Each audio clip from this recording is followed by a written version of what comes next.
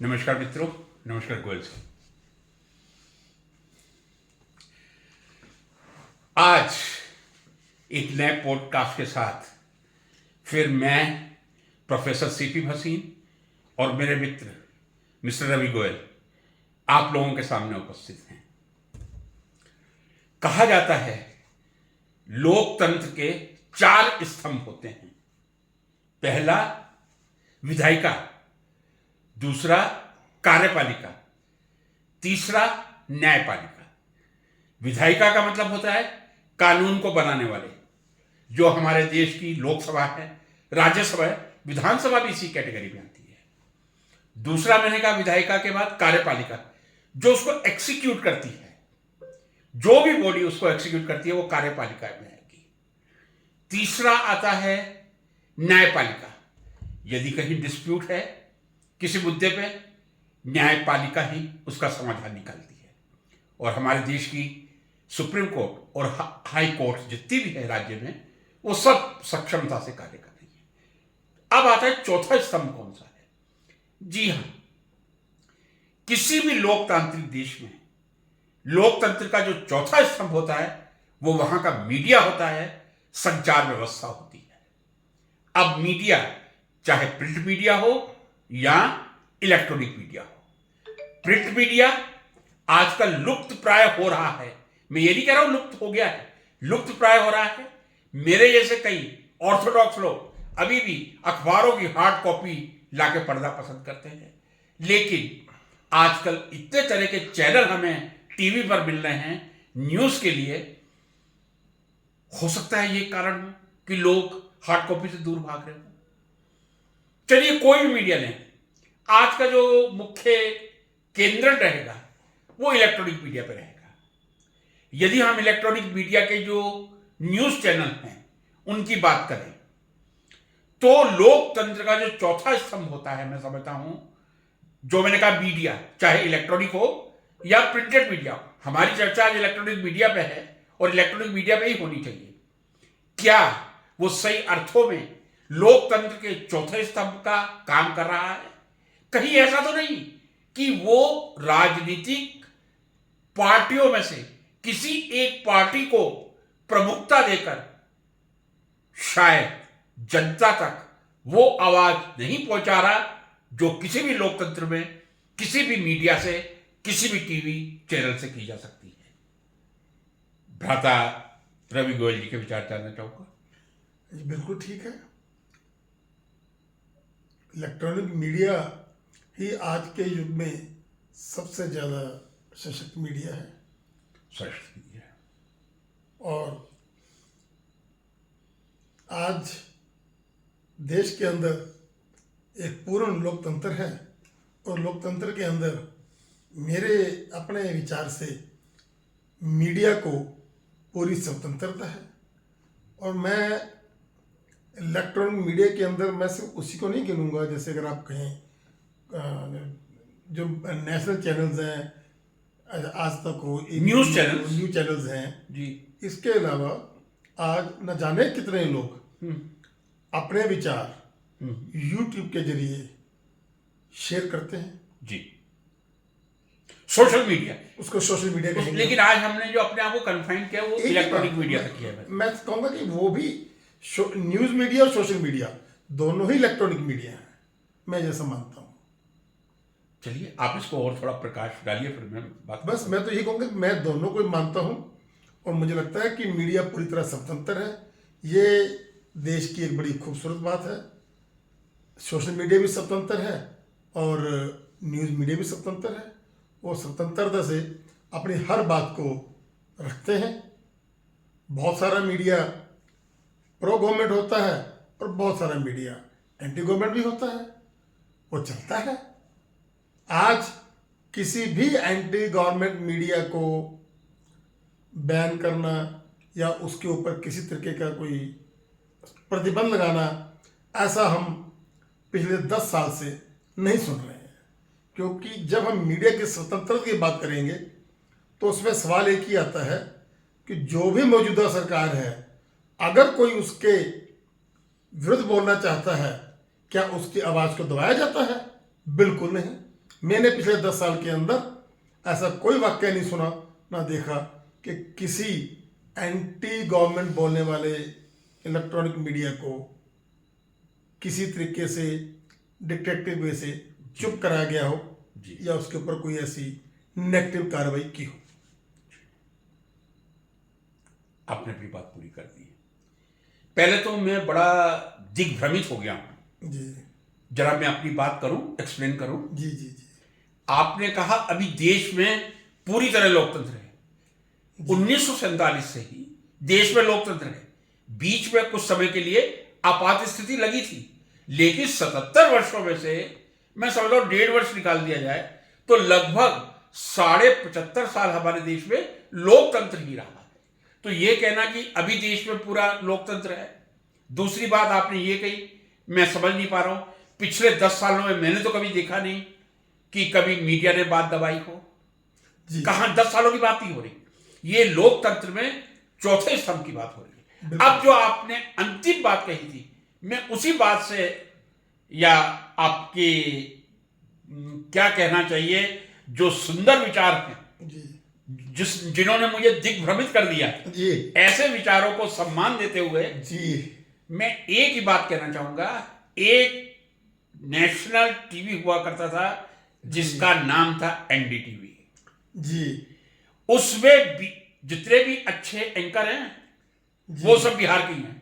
ये मैं आपको बता दूं, आपको मालूम है। नहीं मुझे नहीं चाहे अंजना ओम कश्यप हो, चित्रा त्रिपाठी यूपी की है। टीवी की बात कर रहे थे ना? नहीं, मैं सबकी बात कर रहा हूं। जनरल बात कर रहे रवीश कुमार वो भी बिहार के हैं। हैं। जी रवीश कुमार कितने पॉपुलर पत्रकार थे, जी कई वर्षों से एनडीटीवी में काम कर रहे थे, जी लेकिन रवीश कुमार सही को सही, गलत को गलत कह देते थे। जी यदि वर्तमान सरकार की कोई नीति सही है, रवीश कुमार सही कहेंगे, गलत है तो वो पूरी तरह से उसकी समीक्षा या मैं पूरी ये कह दूं डिसेक्शन करके ही रहेंगे। उसका परिणाम ये हुआ, एनडीटीवी आदरणीय गौतम अदानी जी को दे दिया गया। और अब आपने यूट्यूब की बात करी ली तो मैं भी कहता हूं, अब जो रवीश कुमार यूट्यूब बना रहे हैं उनकी यूट्यूब के फॉलोअर्स का नंबर आपको मालूम है कितना है? जी मैंने समझता कि रवीश कुमार को छोड़े हुए 1 साल से ज्यादा हुआ होगा, जी लेकिन रवीश कुमार के फॉलोअर यूट्यूब पे कितने हो गए? क्योंकि वो एनडीटीवी पे सत्यबात करते थे, गौतम अदानी को हमने चैनल दे दिया। लेकिन फिर भी रवीश कुमार, जो मैं नहीं चाहता था, लेकिन आपने कहा नहीं यूट्यूब को, सोशल मीडिया को, उनकी यूट्यूब के फॉलोअर्स की संख्या कितनी है? जी क्यों है इतने फॉलोअर्स की संख्या? अब मैं बोलूं, हाँ बिल्कुल सर। आपने इस देश के लाखों पत्रकारों के ऊपर में उनको गलत बता करके केवल और केवल एक पत्रकार की आप तारीफ कर रहे हो। ये अपने आप में आपका जो विजन है इतना नेगेटिव और बायस्ड है, मैं इस तरह की आशा आपके वक्तव्य से नहीं रखता था। ये तो एक मेरा पहला आपके ऊपर है। इतने नेगेटिव जिनकी मैं आपसे उम्मीद नहीं रखता था कि आप हजारों पत्रकारों में से केवल एक पत्रकार को ही तगमा दोगे, बाकी सबको नेगेटिव कर दोगे। नंबर 2, आप एक बहुत ही हाईली मतलब कि नॉलेजेबल एक शिक्षक हैं। आपका एक इल्ज़ाम बहुत गलत है, मैं आपसे ऐसी आशा नहीं रखता। आपने कहा कि एनडीटीवी को गौतम अडानी को दे दिया गया, बिल्कुल गलत। इस तरीके का बयान आपको नहीं देना चाहिए। अच्छा, किसने लिया है? एनडीटीवी एक प्राइवेट चैनल है जी, बिजनेस है। जितने भी चैनल्स हैं, चाहे वो आज तक हो, चाहे एनडीटीवी हो, कोई भी हो, और जो बिजनेस चैनल्स होते हैं, बिजनेस हाउसेज होते हैं, वो किसी को दिए नहीं जाते हैं। वो एक हाउस बेचता है, दूसरा ले लेता है। किसने लिया है सर? इतना नहीं गलत, एक मिनट, ऐसे ही ना। हाँ। तो एनडीटीवी फॉर सेल हुआ, बिका, और उसको गौतम अडानी ने परचेज किया। आपका ये कहना है कि इसको गौतम ने आपने बहुत गलत कहा ना, आपने उसको दे दिया गया। उसका मतलब ये हो गया कि सरकार ने उसके पुराने ओनर को साथ कोई गुंडागर्दी करी, डिक्टेटरशिप करी, उसको बाहर निकाल दिया। तो मैंने कहा ही उससे छीट नहीं। आप ऐसा होता है जैसे मैंने केवल ये कहा कि 10 साल में नहीं देखा, पर आपने उसमें से सही वाक्य को निकाला ना कि मैं 10 साल की बात क्यों कर रहा हूं। क्या इसी तरीके से जो आपने कहा उसमें से मैंने ये रिजल्ट निकाला। मैंने तो आपकी इस बात को गलत नहीं ना कहा। मेरा इशारा किस पॉइंट की तरफ था वो आपने समझा, आपका इशारा किस चीज की तरफ है वो मैं समझ रहा हूं। और जो सुनने वाले दर्शक हैं भाई साहब, वो हम दोनों को बखूबी सुन भी रहे हैं और समझ भी रहे हैं। तो मैं उस आशय से बता रहा हूं कि एनडीटीवी को दिया नहीं गया, वो एक बिजनेस है, वो बिका। और वो क्यों बिका, वो तो उसकी इंटरनल पोजीशन होगी, जो भी होगी। अब आगे आते हैं के पुराने ओनर कौन थे, ये मैं जानना चाहता हूं। ये मेरा विषय नहीं है। नहीं, मैंने आपको इसमें नया मालूम है। नहीं, ये विषय नहीं है जी। ना। ऐसे आप डिबेट के बीच में ऐसे तो 20 सवाल मैं भी उठा सकता हूँ, उठाइए आप। साधारण जो होते हैं। बिल्कुल उठाइए। लेकिन इस तरीके से डिबेट नहीं करना ना, मैं नहीं इससे डिबेट करता। मैं आपको हमेशा कहता हूँ कि हम डिबेट कर रहे होते हैं, हमको एक दूसरे को की ज्ञान की परीक्षा नहीं ले रहे नहीं, होते हैं। परीक्षा नहीं, मुझे मालूम नहीं है मैं इस बात पे जा रहा हूँ कि किसका था, ना मैं इस बात पे जाना चाहता हूँ कि किसने खरीदा। जी। मैं सिर्फ इस बात पे गया था कि वो किसको दिया नहीं गया है। वो सेल एंड परचेज एक बिजनेस हाउस की सेल एंड परचेज थी। जी जी जी जी। वो देश के अंदर रोज ही होती रहती है। जी। अब आगे आ जाइए, उसके यूट्यूब के ऊपर में आप बता रहे हो कि उसके वीडियोस आते रहते हैं। हालांकि मैंने कभी भी उसके वीडियोस नहीं सुने हैं, क्योंकि एज ए मतलब पर्सन हर बंदे की चॉइस होती है। मैंने रवीश कुमार को कभी ज़्यादा लाइक नहीं किया, वो अपनी अपनी चॉइस है। बिल्कुल बिल्कुल ठीक है। लेकिन जो मैंने कहा, आप जो कह रहे हो कि रवीश कुमार इतना एंटी गवर्नमेंट लिखता है, अगर मैंने वो यही कहा। एनडीटीवी से बाहर हो गया, वो एक्चुअली सच्चाई यही है, कोई बात नहीं उसमें, क्या बड़ी बात है तो आप है। मान चलिए, आप है तो है, उसमें क्या आपका है? ये एनालिसिस उसके- मैंने तो नहीं कहा। कहने की जरूरत नहीं है, मालूम ही है वो। जी हर चीज कहने की नहीं होती, हर चीज समझ आ जाती है। मैंने पहले भी कहा जी कि दर्शक मैं क्या कहना चाहता हूं जी छुपे शब्दों में, जी और आप छुपे शब्दों में क्या कहना चाहते हैं जी। सुनने वाले बखूबी समझते हैं।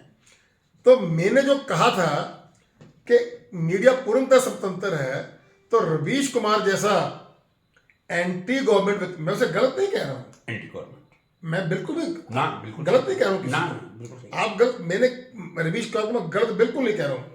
अगर आज वो एनडीटीवी में नहीं रहा, तो वो यूट्यूब के ऊपर अपना चैनल चला भी रहा है, और जैसा आपने बताया कि उसके मैक्सिमम फॉलोअर्स हैं, बहुत तो followers। यही तो हमारी देश की खूबसूरती है सरकार की। जी। नमन है सरकार को, अच्छा। जिसने रवीश कुमार जैसे व्यक्ति को पूर्णतया उस पर कोई रोक नहीं लगाई, उसको पूर्ण वो दिया, जिससे यह साबित होता है कि आज देश का मीडिया पूर्णतया आजाद है, स्वतंत्र है।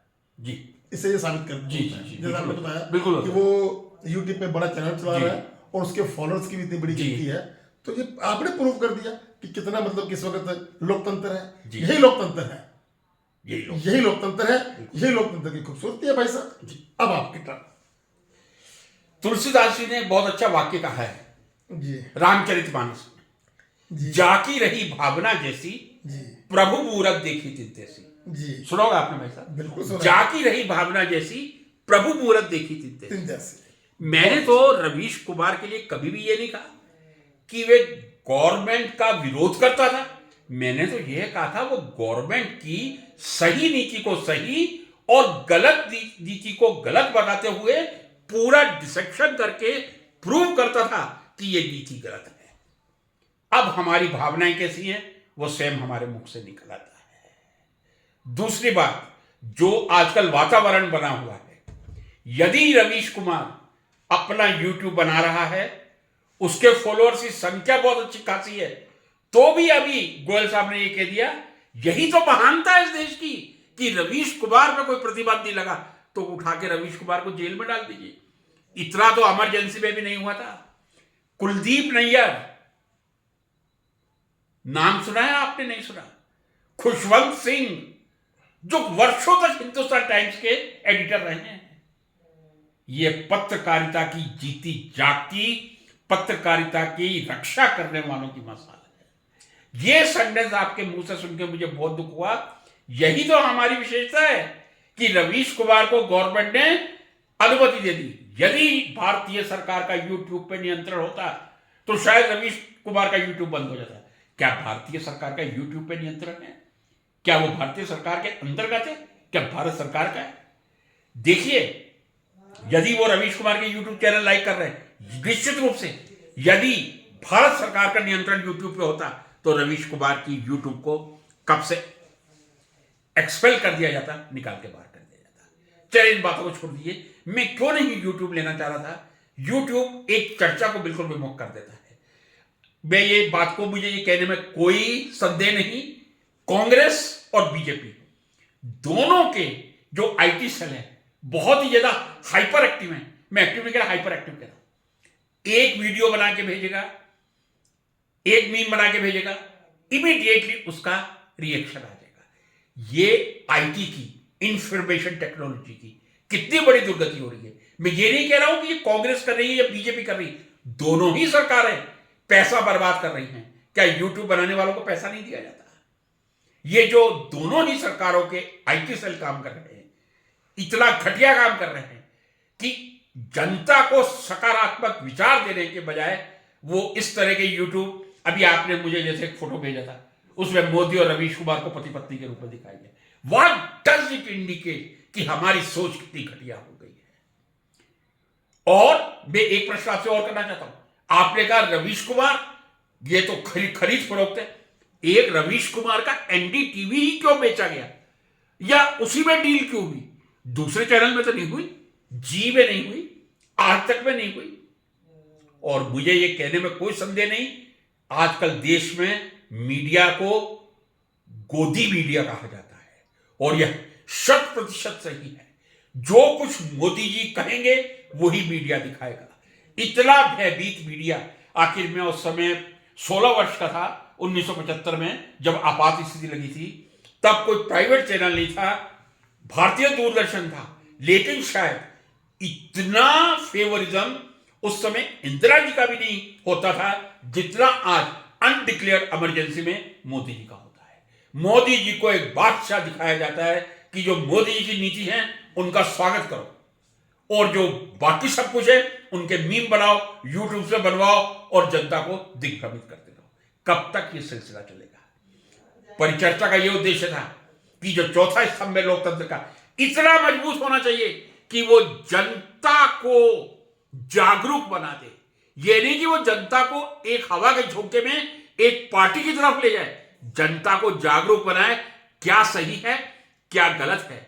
हमारे देश में यदि बजट आया है, शिक्षा की क्या दुर्व्यवस्था है, कितने ऐसे स्कूल हैं जहां टीचर नहीं हैं। आप कितनी भी नीतियां बना लीजिए सरकार में, कितने भी न्यू एजुकेशन पॉलिसी पे सेमिनार करवा लीजिए, उनका कोई मतलब नहीं है जब तक मूलभूत सुविधाएं स्कूलों में और कॉलेजेस में नहीं होंगी। और किसी भी स्कूल और कॉलेज को मैं कहता हूं बिल्डिंग से नहीं आंका जाता, उसको आंका जाता है वहां के शिक्षकों की योग्यता से। जिस विद्यालय, महाविद्यालय, विश्वविद्यालयों में शिक्षक ही नहीं है, क्या स्थिति होगी वहां की? कृपया मैं गोयल साहब से इतनी आशा करूंगा कि वो इस चीज पर प्रकाश डालें। सरकार ने और मीडिया ने क्या किया है हमारे देश की एजुकेशन व्यवस्था को सुधारने के लिए। इतना मेरा हक बनता है पॉडकास्ट में कि वो मुझे बताएं कि भारतीय जनता पार्टी ने पिछले 10 सालों में, एनडीए सरकार ने शिक्षा के सुधार में क्या कार्य किया है। हो गया? आपने भाई साहब बहुत लंबी चौड़ी तकरीर बोली, उसके अंदर आपने एक नहीं इतने ज्यादा विषय ले लिए कि जितने आपके प्रश्न थे मैंने सबका जवाब दे दिया सर। अब तो अब बोलिए आप बोलिए सर। वो विषय को मैं से याद भी नहीं रख पाया, और उसके लिए तो मुझे कागज पेन की जरूरत पड़ती। अगर आप एक ही तकरीर में इतने ज़्यादा विषय ले लोगे, लेकिन आपके जितने भी विषय थे वन टू ऑल, वो मोदी को मतलब कि मोदी सरकार को डिफेम करने के या उसको गलत बताने के या उसके एंटी थे। तो मैं आपसे इतना ही कहूँगा, आप मोदी के जबरदस्त क्रिटिक हो, और ये ही खूबसूरती है लोकतंत्र की। क्योंकि अगर कोई नेता, क्या आपको जेल में नहीं डाला गया अभी तक? इतना बड़ा किया? आप बहस को खराब करना चाहते भाई साहब नहीं, आप बोलिए बड़े अच्छा लग रहा था आपके मुझे, लेकिन आप कह नहीं पाए। नहीं ऐसे फिर तो मैं नहीं चलिए ऐसे स्वागतम सर। आप तो ऐसे राजनीतिज्ञों की तरह नाराज होकर बैठे हैं। चलिए कंटिन्यू कीजिए। नहीं हम लोग मेच्योर लोग हैं, तो हम इस देश के सजग नागरिक बोलिए कि आप डर गए, आप वो कर गए, ऐसे नहीं है। मेरे को क्या करना, मैं तो आपकी तारीफ कर रहा हूँ।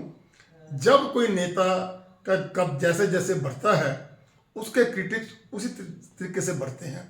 आप एक मोदी के जबरदस्त क्रिटिक हो, और मैं आपकी इस क्रिटिसिज्म का स्वागत करता हूँ।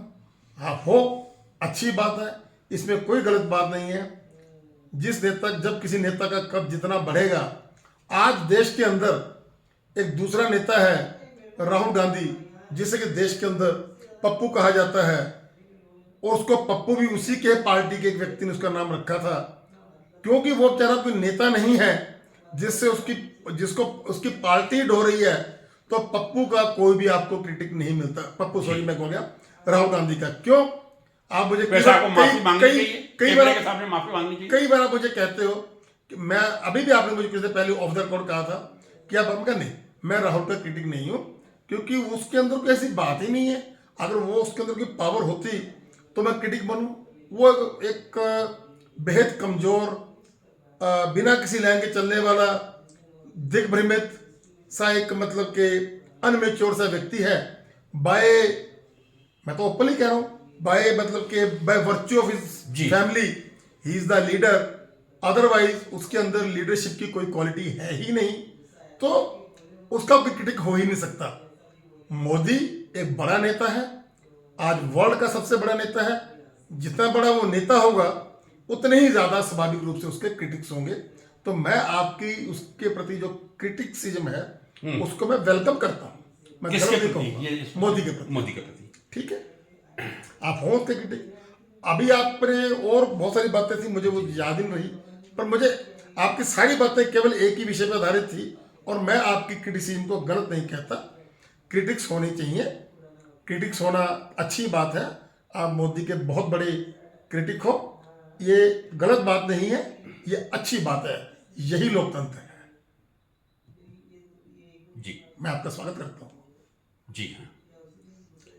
अब मैं गोयल साहब को सबसे पहले तो एक बात कह दूं, एक पत्रिका आती है इंडिया टुडे, संयोग से वो उन्हीं की है जिनका आज तक का चैनल है, अरुणपुरी और कलीपुरी।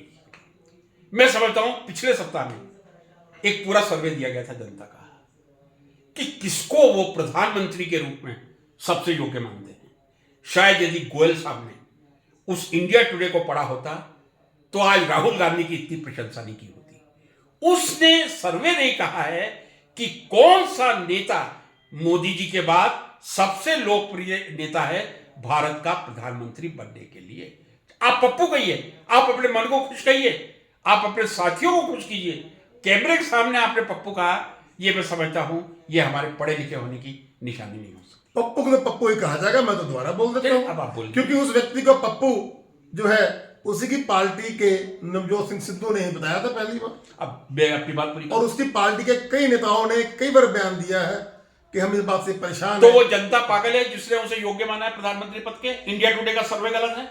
मैं, आप मुझे वो सर्वे दिखा देना, कोई बात नहीं। अभी लाऊं मैं? नहीं, लाने की जरूरत नहीं, अभी ला आता हूं। मेरी लाइब्रेरी कोई बहुत दूर नहीं है भाई साहब, अगर कोई आप डरिए मत, मैं ला दूंगा। नहीं, एक तो ना आप थोड़ा सा मेरे पे ये जरूर कृपा करें कि आप मुझे इतना क्यों गाली देना शुरू करते हैं। आप डरते हैं, क्या डरने का मतलब गाली होता है? एक गाली है। नहीं, आपने कहा मैं अभी आपको लाके दिखा देता हूं।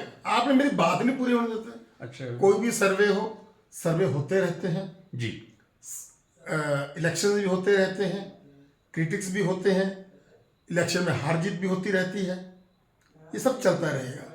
लेकिन अगर आप सर्वेस की बात करो, इसलिए ये कहो कि आज एक सर्वे आ गया जिसके अंदर राहुल को नेता बताया गया, तो मैं गलत हूं जो मैं से पप्पू कह रहा हूं, तो सबसे बड़ा सर्वे तो मोदी का है, जो कि हिंदुस्तान के अंदर अकेले अपने दम के ऊपर में तीसरी बार सत्ता में आ गया है, प्राइम मिनिस्टर बना है। अकेले अपने दम पे नहीं, फिर तो वो इस बार भगवान नहीं के ही काबिल है। इस बार अपने दम में नहीं है था, अपने दम पर है। बीजेपी इतनी सीटें चलो लाएगी कोई क्या? बात नहीं, वो प्रधानमंत्री तीसरी बार बना है, अपने साथियों के दम पर भी बना है, जैसे मर्जी मान लो, फिर तो वो भगवान बन गया। अगर एक सर्वे के आधार के ऊपर ये आप कहोगे कि राहुल को पप्पू नहीं कह सकते, क्योंकि देश की जनता अब ये मानने लगी है कि Rahul is a second person to the PM of India, उस हिसाब से आपको यह मानना पड़ेगा कि Modi is like a god in India. बिल्कुल, बिल्कुल वो है। तीसरी बार प्रधानमंत्री बना है। जब कोई व्यक्ति भगवान की तरह पूजा जाता है तो आप समझ लीजिए फिर तो- भगवान उस देश से रुष्ट होगा। जब किसी व्यक्ति को आप भगवान, एक मुझे बोल लीजिए, जब आप किसी व्यक्ति को भगवान बना रहे हैं, आपने तो विष्णु का अवतार एक दिन मोदी जी को कहा था कि ये गलत कहा ये है। आपने कहा होगा, मैं नहीं कहा करता ऐसे। भाई साहब कैमरे के सामने अब आप संकोच कर रहे हैं, लेकिन आप किसी व्यक्ति, इस व्यक्ति पूजा, अरे राष्ट्रीय स्वयंसेवक संघ की संस्थापक डॉक्टर हेडगेवार जी के सामने जब ये प्रश्न आया था, राष्ट्रीय स्वयंसेवक संघ का गुरु किसे बनाया जाए, सबने कहा डॉक्टर साहब आपने संघ की स्थापना की है, 28 सितंबर 1925 को राष्ट्रीय स्वयंसेवक संघ की स्थापना हुई थी, ये आपको मालूम होना चाहिए। नागपुर में बोलने के बारे में नहीं मालूम है। हाँ, अब मैं कह आप मेरी परीक्षा ना ले। साहब डॉक्टर साहब ने कहा था ना, कोई भी व्यक्ति गुरु नहीं बन सकता, व्यक्ति में कभी भी अहंकार हो सकता है, और व्यक्ति पूजा से बढ़कर किसी देश के लिए, किसी राष्ट्र के लिए कोई घातक वस्तु नहीं हो सकती। डॉक्टर साहब ने भगवा ध्वज को ही गुरु माना था। जब भी शाखा में कोई स्वयंसेवक जाता है, भगवा ध्वज को ही प्रणाम करता है, क्योंकि भगवा ध्वज ही राष्ट्रीय स्वयंसेवक संघ का गुरु है। यदि आप व्यक्ति पूजा की बात, पर अभी तो मुझे आपको समझ नहीं आई। अभी तो आप दिन रात तो आरएसएस को गाली देते हो, आज आप आरएसएस को नहीं, दिन रात गाली देते हो। चलिए, आज आप आरएसएस की तारीफ कर रहे हो, मैं आपके कथन को समझ नहीं पाया। अब मैं जरा इनकी एक बात कह दूं, कैमरे के सामने कह रहा हूं, मैं 1973 में राष्ट्रीय स्वयंसेवक संघ का स्वयंसेवक बना था। वही मुझे मालूम है, आपने बताया था। 1975, सही वर्ष बोल रहा हूं, 14 जनवरी 1975 ब्यावर के एक मैदान में गुरुजी का कार्यक्रम था। गुरुजी मतलब आदरणीय माधवराव सदाशिवराव जी गोलवलकर। डॉक्टर साहब का नाम बता दो, याद रखिएगा, डॉक्टर केशवराव बलिराम जी हेडगेवार, और गुरुजी माधवराव सदाशिवराव जी गोलवलकर। तब उनका निवास इस गरीब के घर पे ही था। वो तो नाम ठीक है। आपके अब चलिए इस चर्चा को, उसके बाद बिल्कुल गए होंगे कहीं ना कहीं। अब इस चर्चा को मैंने भाई साहब से एक ही प्रश्न किया था। इन्होंने कहा आप मोदी के क्रिटिक हैं, एंटी मोदी हैं, आप बुद्धिहीन हैं, सब कुछ मैं स्वीकार फिर गलत बात नहीं, एक ना ना ना ना ना ना। आपको देखो इस तरीके से, अगर आप मेरे पे इस तरीके से इल्जाम लगाते रहे, मैंने आपको ये कब कहा कि बुद्धिहीन है? नहीं, गलत मोदी का क्रिटिक होने का मतलब आज के जमाने में ऐसे नहीं। कोई बुद्धिमान व्यक्ति, मैंने आपको ये कहा था कि आप मोदी का क्रिटिक है। चलिए, और मैंने ये भी कहा था कि इसमें कोई बुराई नहीं है। जब नेता का बढ़ता है तो क्रिटिक्स बढ़ते ही है। आपका क्रिटिक होना मेरे लिए कोई आपके प्रति नेगेटिव पॉइंट है ही नहीं। पर आपने ऐसा जो आज आप बार बार ऐसे बातें बोल रहे हो जो मैंने बोली नहीं होती। अच्छा। आप मुझे कहते हैं मैं आपको बुद्धिहीन कह रहा हूँ। भाई साहब देखिए, इस गरीब मतलब ये, अब जरा शांत हो जाएं। कहने का मतलब ये था, आपने कहा आप, क्योंकि आज मोदी को भगवान की तरह पूजा जा रहा है। अभी आपने कहा था, मैंने ये भी नहीं कहा कि फिर गलत मोदी बात। पूरे देश के एक अगर एक सर्वे में राहुल को पॉजिटिव दिखा दिया गया, आप मुझे उस बात पे टोक रहे हो कि आपको उसे पप्पू नहीं कहना चाहिए, तो मैंने आपको उसके जवाब में कहा फिर तो मोदी को आपकी सोच के मुताबिक, मेरी सोच के मुताबिक नहीं। जी, मैं तो मानता हूं कि अगर मोदी के तीनों जीतने के बाद भी उसके बड़े बड़े क्रिटिक्स हैं, तो राहुल के क्रिटिक्स क्यों नहीं होने चाहिए? बिल्कुल होने चाहिए। आपने ये कहा लोकतंत्र का मतलब ही क्रिटिक है। तो उसका मतलब ये हो गया कि जो आपका ये कहते हैं जो जीता वो उसके अंदर, जो जीता वो उसके अंदर, फिर तो मोदी 3 बार का विजेता है। फिर आप तो परमानेंट बना दीजिए ना, एक संविधान संशोधन कर दीजिए, मैं आपसे कहता हूं। और संविधान संशोधन करके जिसकी तैयारी है, यदि इस बार 400 के पार आ जाती तो पूरी तरह इस देश में राष्ट्रपति शासन की व्यवस्था लागू होनी थी। ऐसे हंसिए मत, इतने हास्यप्रद नहीं है, एक वास्तविकता है। भगवान ने 400 के पार इसीलिए नहीं दी, कहीं ये डिक्टेटरशिप या। अब आप देखिए, अब ये हरियाणा को तो संभाल लीजिए आप, हरियाणा आपके हाथ से। खैर, मैं राजनीति की कोई बात, मैंने प्रश्न किया था, मैं एक निवृत्त शिक्षक हूं, और एक शिक्षक का दायित्व बनता है, और हर देश के नागरिक का दायित्व बनता है। इनके भी बच्चे पढ़े हैं, मेरा भी बच्चा पढ़ा है, इन्होंने भी शिक्षा ग्रहण की है, मैंने भी शिक्षा।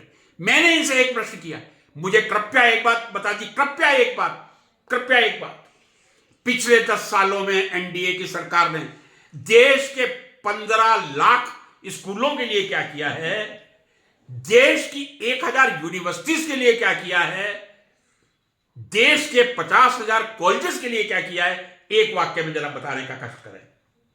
भाई साहब, जब आप मानते हो कि वो एक बहुत नालायक और बुरा मैंने कब का बहुत नहीं होगा, नहीं आप क्यों मैं आपकी बात मान लेता हूं कि इस देश के बेवकूफ लोग हैं जो मोदी को वोट करते हैं, ऐसा मान लेते हैं। जब किसी बात का उत्तर हमारे पास नहीं होता, तब इस तरह की प्रतिक्रिया या तो हम हास्य के रूप में और या फिर तर्क से। आप क्या कर रहे हो? आप पढ़े लिखे इंसान हैं, गोयल साहब बहुत पढ़े लिखे इंसान ना। हैं। मैं इनसे आशा करता हूं कि देश के विकास में इनका योगदान होना चाहिए है? इनको मालूम होना चाहिए कि देश के 15 लाख स्कूलों की अवस्था क्या है।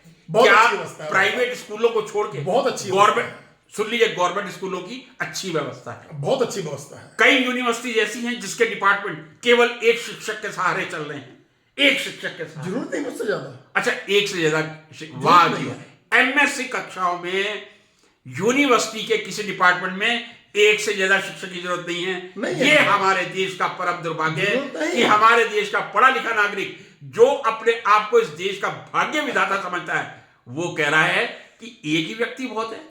फिर तो हर स्कूल में एक ही कर उतने दिया। की ही जरूरत है। जितने हैं, उतने मतलब की ही जरूरत है। यही आशा की जा सकती है। यही तो सुनने आपका- के लिए यही मैं तो आपका आपका- दिल से आभार आप प्रकट करता हूं गलती कर रहे हो कि आपने अपने मुंह से सत्य निकाल लिया। जितने हैं यही उतने की सरकार जरूरत सोच है। रही है जितने हैं उनको भी घर भेजो उतने और की फिर जरूरत सब अदानी अंबानी सबको सौंप दो। ये सब जानते हैं अच्छी तरह, लेकिन मैं समझता हूं देश की स्थिति बहुत विकट है इस समय। हम बहुत एक मैं समझता दयनीय हूं स्थिति से गुजर रहे हैं। देश बड़ी अच्छी स्थिति में है, बाकी दर्शक फैसला करेंगे। हम बस अभी let me speak a few words. हाँ, बोलिए बोलिए बोलिए बोलिए बोलिए। जिस देश की शिक्षा व्यवस्था के प्रति उस देश की सरकार जागरूक नहीं होती, तब इतना नुकसान नहीं हो सकता। लेकिन गलत शिक्षा व्यवस्था के प्रति जब देश के जागरूक नागरिक अनावश्यक गलत को सही कहने का प्रयास करेंगे, इससे बड़ा दुर्भाग्य इस देश की शिक्षा के लिए कोई नहीं हो सकता। मैं आशा करता हूं आने वाले समय में इस देश के राजनेताओं को और भाई साहब जैसे इस देश के बुद्धिजीवियों को सद्बुद्धि दें। शिक्षा से ही किसी भी देश का निर्माण होता है। कल मैंने जब चंद शिक्षकों के उदाहरण पेश किए थे, मैंने एक बार पूरी अपनी छाती ठोक के कही थी, चाणक्य ने कहा है निर्माण और प्रलय दोनों शिक्षक की गोद में पड़ते हैं, लेकिन जो शिक्षक राजनेताओं की गोद में पलता है वो शिक्षक होता ही नहीं है। शिक्षक वही होता है जो राजनेताओं से दूर स्वाभिमान के साथ अपना कर्तव्य करता रहे, चाणक्य जैसे सही को सही और गलत को गलत कहता रहे। मैं आशा करता हूं देश के नागरिकों से, मेरे मित्रों से आज कम से कम कुछ कमेंट बॉक्स में लिखकर जो भी आपको लगे, क्या वास्तव में हमारे देश का चौथा लोकतंत्र का स्तंभ, फोर्थ पिलर ऑफ, जो हम डिबेट करना चाह रहे थे, लेकिन ये नियति है हमारे देश की, हम जिस विषय को छानते हैं उससे हम भटक ही जाते हैं। कृपया आप कमेंट में लिखिएगा, क्या देश का फोर्थ पिलर, चौथा स्तंभ जो मीडिया है, आज इलेक्ट्रॉनिक मीडिया पे चर्चा करनी थी, कल यदि भाई साहब चाहेंगे मैं यूट्यूब पे चर्चा करना चाहूंगा, क्योंकि यूट्यूब भी एक ऐसा विषय बन गया है जिसका एनालिसिस होना बहुत जरूरी है। आज इन्हीं शब्दों के साथ गोयल साहब का हृदय से आभार प्रकट करता था। नमस्कार। आपने मेरे और मेरे मित्रों के ज्ञान में जो अपार वृद्धि की। फिर मिलते रहेंगे। नमस्कार। नमस्कार।